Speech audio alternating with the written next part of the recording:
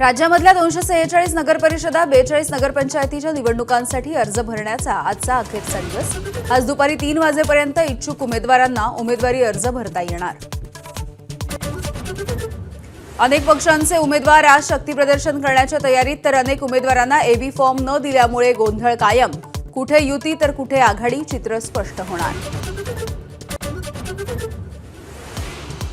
आमचा पक्ष स्वतंत्र आणि सक्षम, काँग्रेसच्या मुंबईतल्या स्वबळाच्या नाऱ्यावरती उद्धव ठाकरे यांचं सूचक विधान। बारामतीमध्ये पुन्हा एकदा पवार विरुद्ध पवार संघर्ष। युगेंद्र पवार आज नगराध्यक्षपदाचा उमेदवार जाहीर करणार, तर अजित पवारांच्या उमेदवाराचीही आज स्पष्टता होणार। जिथे शक्य तिथे युती, इतर ठिकाणी मैत्रीपूर्ण लढती। मुख्यमंत्री देवेंद्र फडणवीसांचा संभाजीनगरमधल्या कार्यक्रमातून पुनरुच्चार, तर भाजपच नंबर 1 चा पक्ष ठरेल, फडणवीसांना विश्वास। पुण्यातील पार्थ पवार जमीन घोटाळ्याच्या प्रकरणामध्ये मुठे समिती आज अहवाल सादर करणार।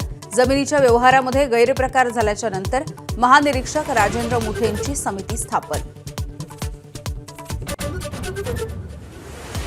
मुंबई ठाणे नवी मुंबईला पुरवठा करणाऱ्या गेल कंपनीच्या सीएनजी गॅस पाईपलाईनमध्ये बिघाड। रिक्षा, टॅक्सी, बसेसवरती परिणाम। घरगुती पुरवठा सुरळीत राहणार असल्याचं गॅस कंपनीचं आश्वासन।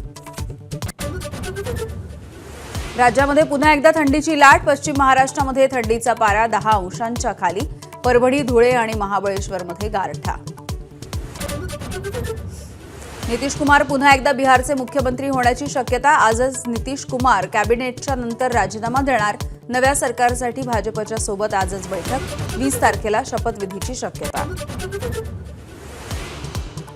रिलायन्स ग्रुपचे अध्यक्ष अनिल अंबानी आज ईडी मुख्यालयामध्ये हजर राहणार। बँक फसवणुकीच्या प्रकरणामध्ये बजावलं होतं समन्स। ऑनलाईन पद्धतीनं हजर राहण्यासाठी दिला होता नकार।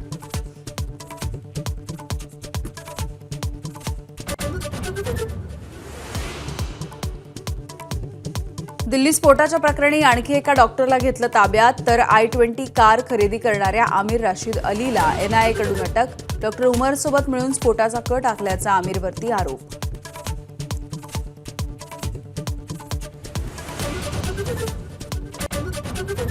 वर्षभराच्या आतच बांगलादेशमध्ये पुन्हा एकदा हिंसाचार। शेख हसीना यांच्यावरच्या खटल्याच्या निकालाच्या आधीच तरुणाईचे राजधानीमध्ये हिंसक आंदोलन। देश पुन्हा एकदा अस्थिरतेच्या खाईत।